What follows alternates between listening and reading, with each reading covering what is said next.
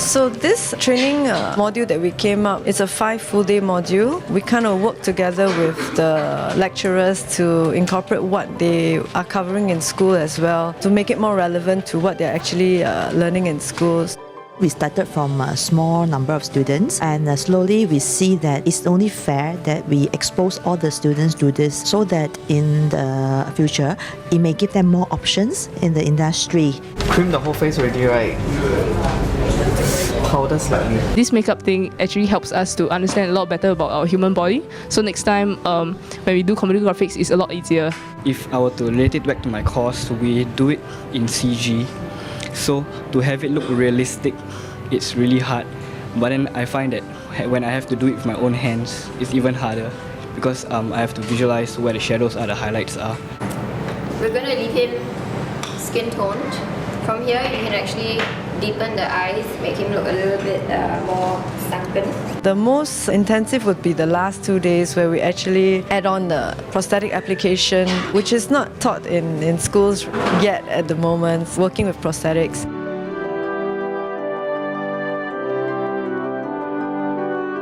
People, we need to start! The entire Halloween Horror Nights is not depending on how long you take your stuff.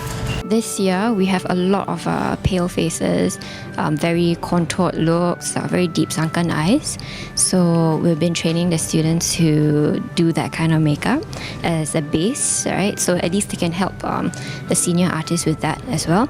And we're also working on the bruises, how to give more realistic bruising. The best part of their course is doing the 3D transfers. Most of makeup schools in Singapore don't even do that, so the kids are very lucky to be able to have that experience here in USS.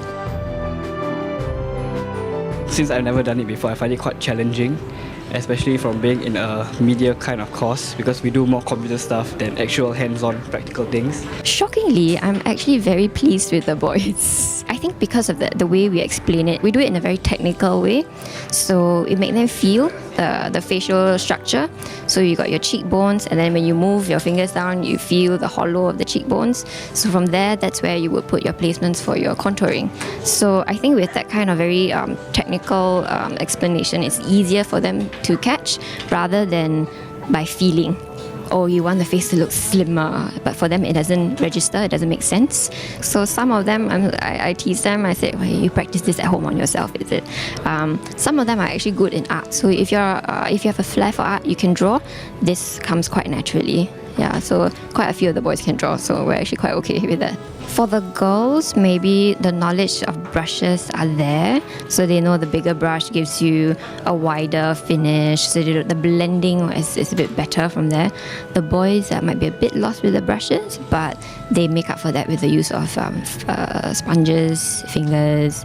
Not everybody has a very sharp eye for detail, so whoever gets the more prominent characters usually have a very good eye for detail. If it's not blended properly, the 3D prosthetics can be seen and then it'll look quite fake.